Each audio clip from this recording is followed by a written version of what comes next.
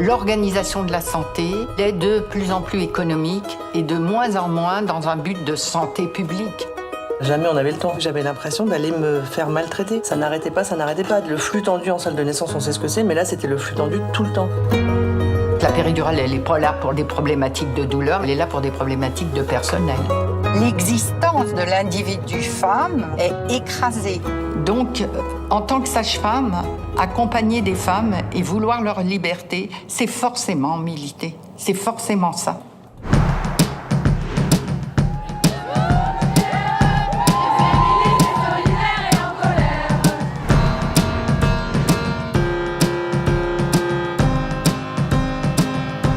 Le moment où un enfant naît, à la fois on devient toute petite, mais en même temps, c'est des moments où on a la possibilité de comprendre des choses.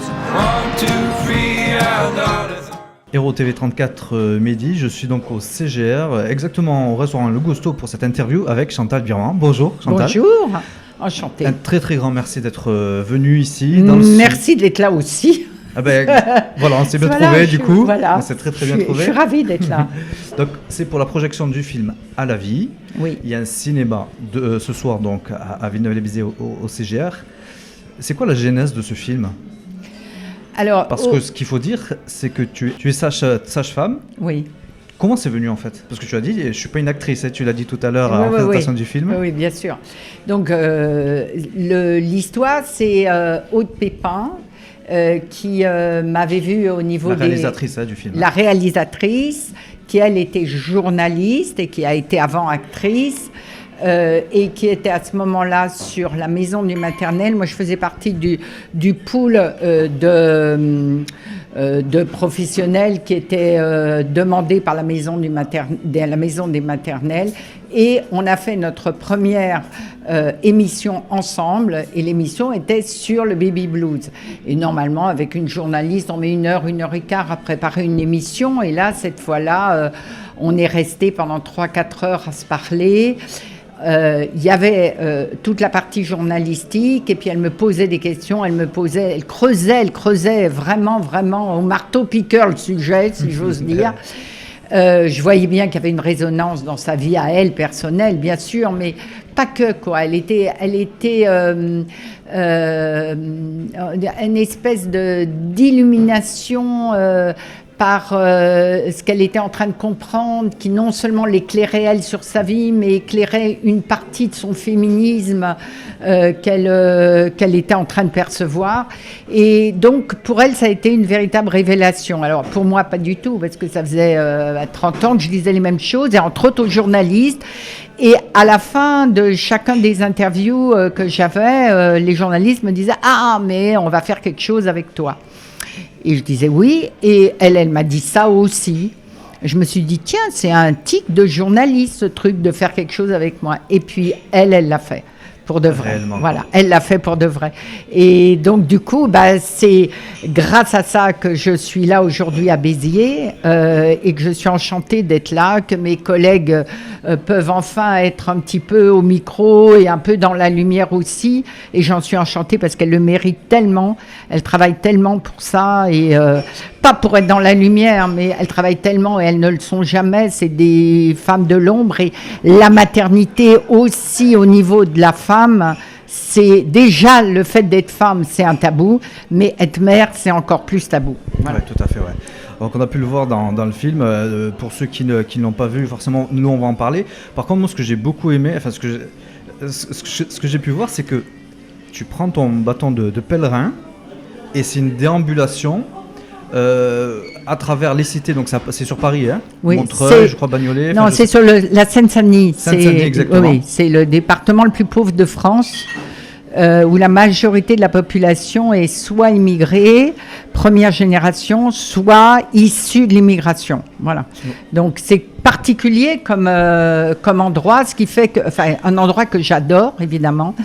Alors, ce que j'ai oublié de dire, c'est que c'est aussi beaucoup d'artistes, parce que par exemple pour tous les musiciens à Paris, le problème c'est les appartements, et pour pouvoir pratiquer un instrument de musique, ça fait du bruit, ouais. Et tu peux pas mettre de l'insonorisation à tous les instruments de musique, donc ils sont un petit peu obligés d'avoir des petits pavillons en banlieue, évidemment que le 93 est une des banlieues les moins chères. Voilà. Donc du coup, c'est une des raisons pour lesquelles il y a une richesse culturelle dans le 93 qu'il n'y a pas ailleurs. Bien sûr, pour le nombre de cultures, c'est-à-dire quand vous poussez une porte et que vous allez voir les gens, vous ne savez pas dans quel pays du monde vous allez arriver, et surtout, quelle pratique culturelle à ce pays-là.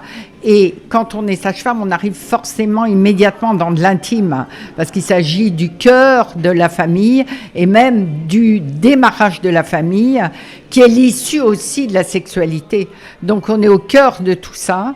Et c'est absolument bouleversant et extraordinaire de voir à quel point chaque culture a sa façon de traiter ces moments essentiels de la vie. Alors, comme je disais, je suis rentré vraiment dans l'intimité des gens. Donc, il y a le côté pathologie, soins. D'ailleurs, tu dis à la fin du film que tu soignes les gens, en fait, en quelque sorte, mais pas que les soigner en tant que soins médicaux, mais c'est beaucoup, et c'est là une comparaison qu'on voyait avec l'hôpital public, par exemple, où ils sont que des pathologies.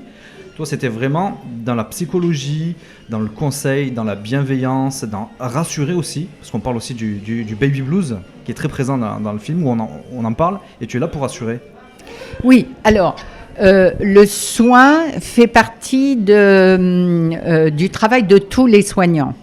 Que ce soit autour d'une maladie, c'est-à-dire d'une pathologie, ou autour d'un événement qui est physiologique et tout ce qui entoure la naissance.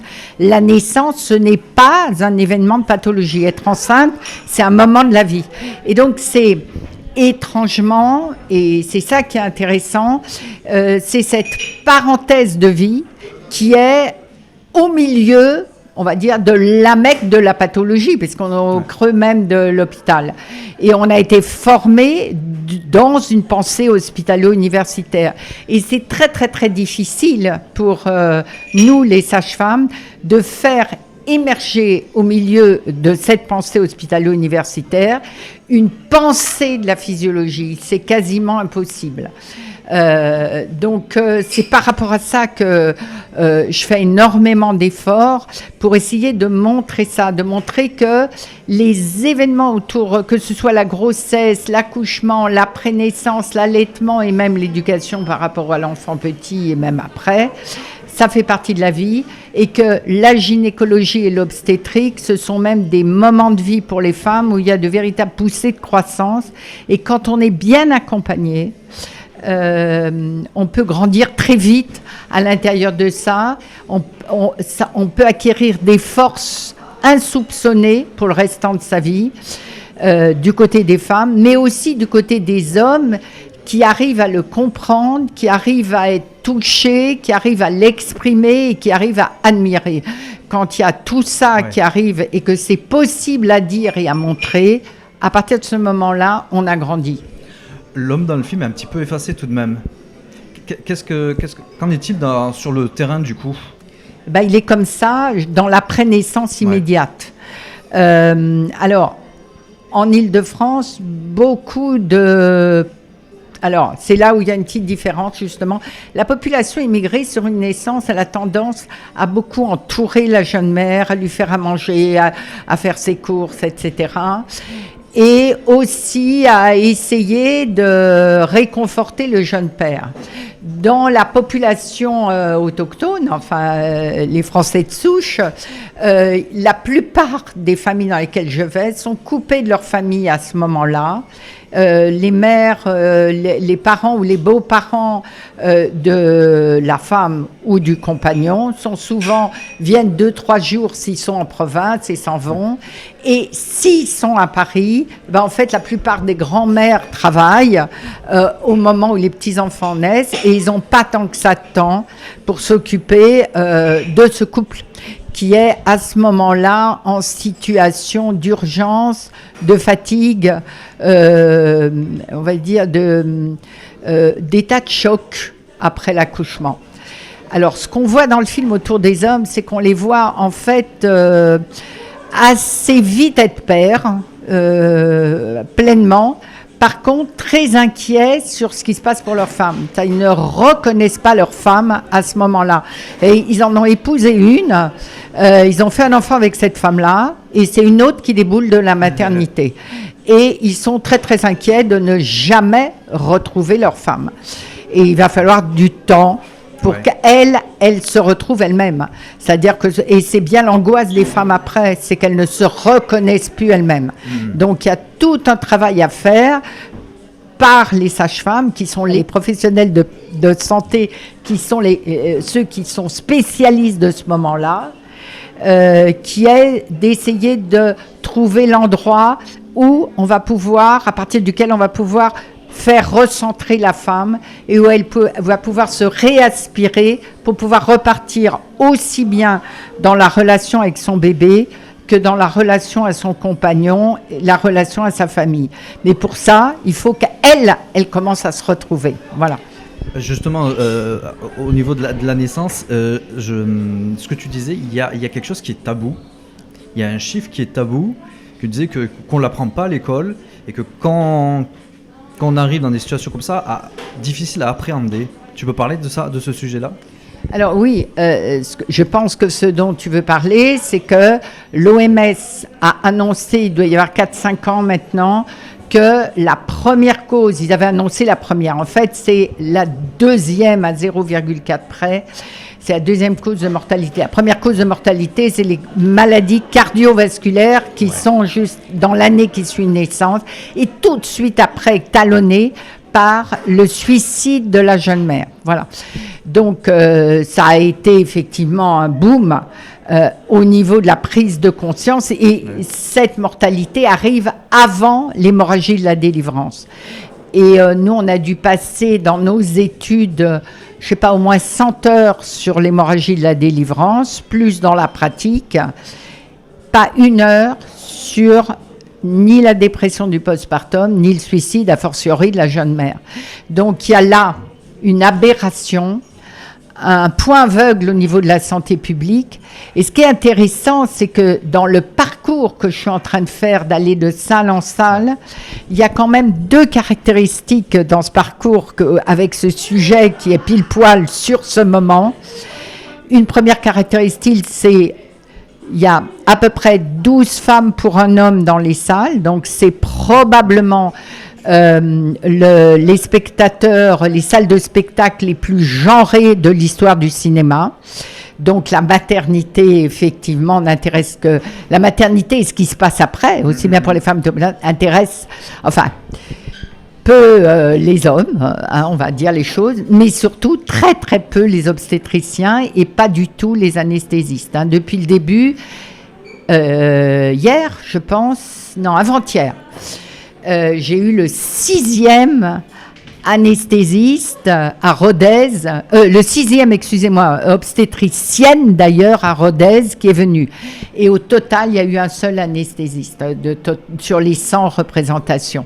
Donc voilà, c'est juste pour dire que la santé publique et ces problématiques-là de santé publique n'intéressent pas les médecins qui sont spécialisés de ce moment-là de l'accouchement. Donc, forcément, il faut que ça intéresse quelqu'un et il faut que ça intéresse donc les sages-femmes. C'est pour ça que je fais aussi... j'ai commencé ma carrière par les morts sur l'avortement et je termine ma carrière sur cette problématique-là qui est donc la mortalité due au suicide de la jeune mère. Ni d'un côté ni de l'autre, c'est acceptable. Je suis révoltée par la mort des jeunes femmes et je ne veux plus de ça, quoi. Surtout qu'on peut faire autrement. On peut faire autrement. Donc j'ai pris avec le film évidemment, j'ai pris mon bâton de pèlerin et je fais la France entière en parlant de ça et en disant faut pas les laisser mourir. Exactement, ouais. Alors il y a ce travail de transmission.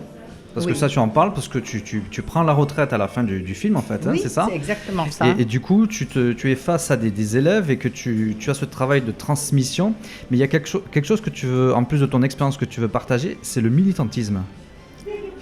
Parce que, comme je l'explique dans le film, je ne vois pas comment on peut faire autrement.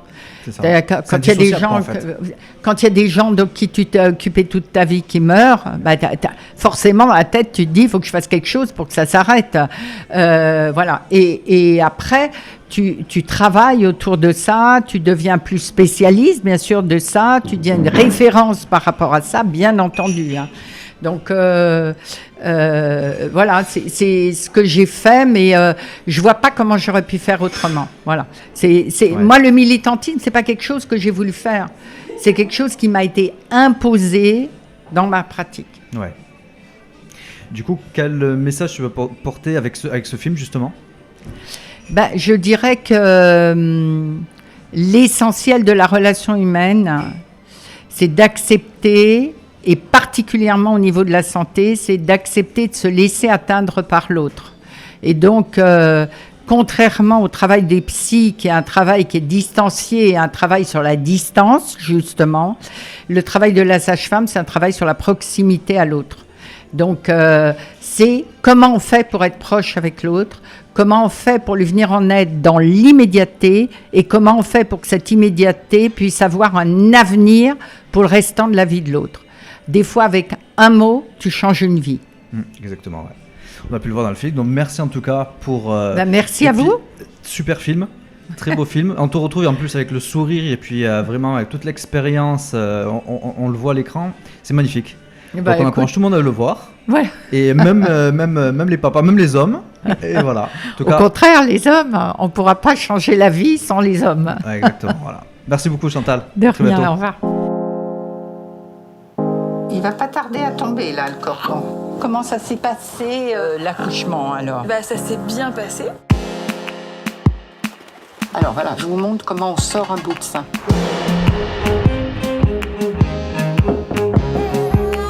Vous avez beaucoup d'amis ici ? Non. Je vous mets amis. C'est très important. Il faut que tu dormes un petit peu quand même. D'accord ? Vous avez la tétine là ? On peut aussi la mettre la nuit. Vous pouvez faire ce que vous voulez. Une maman fait confiance à son enfant. Et plus on fait confiance à quelqu'un, plus il a de force. Et donc, c'est chose faite ce soir. Et vraiment un grand merci. Merci à vous. Merci à vous. L'intérieur, et ça c'est l'extérieur. La musique. Autre langage universel. Ils ont